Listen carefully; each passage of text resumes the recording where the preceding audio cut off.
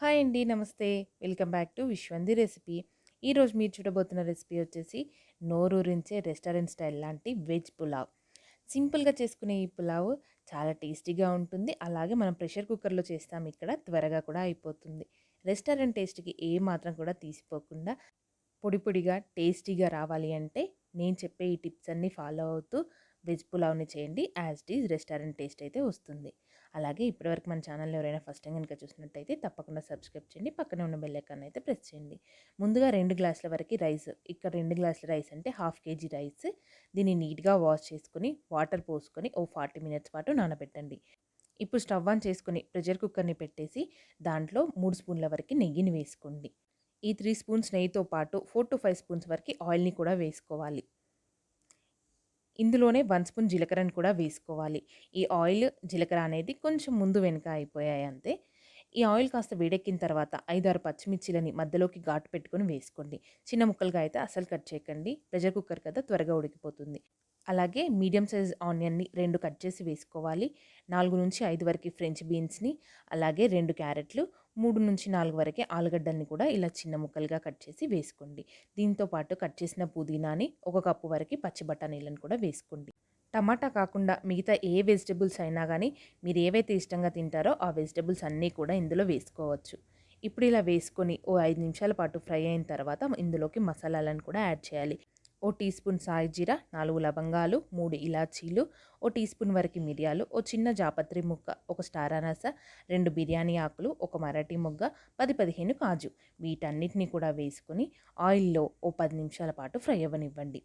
Vegetables అలాగే వేసుకున్న మసాలాలు ఇవన్నీ కూడా ఓ 10 నిమిషాలు ఫ్రై అయితే సరిపోతుంది.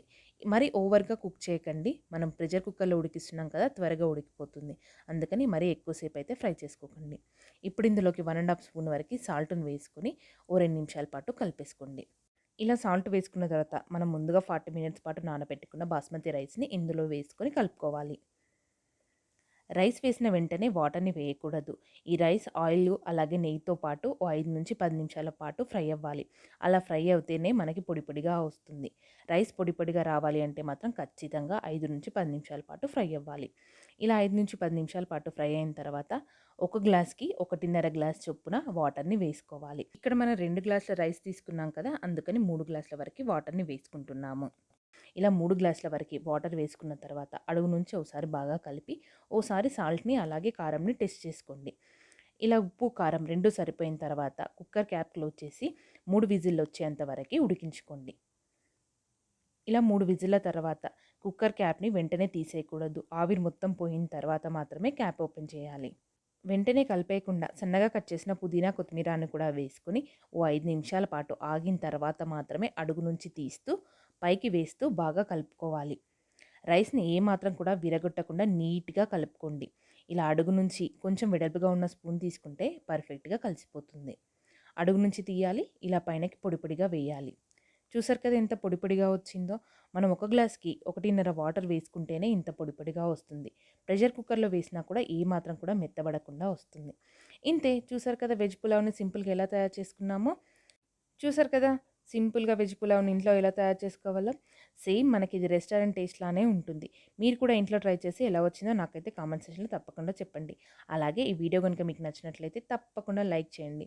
మీ ఫ్రెండ్స్ అండ్ ఫ్యామిలీ మెంబర్స్‌కి తప్పకుండా ఫార్వర్డ్ అయితే చేయండి. అలాగే మరిన్ని మంచి మంచి రెసిపీస్ కోసం మన ఛానల్‌ని అయితే ఓసారి విజిట్ చేయండి. సబ్స్క్రైబ్ చేయడం మాత్రం అస్సలు మర్చిపోద్దు. పక్కనే ఉన్న బెల్ ఐకాన్‌ని కూడా ప్రెస్ చేయండి. Thanks for watching.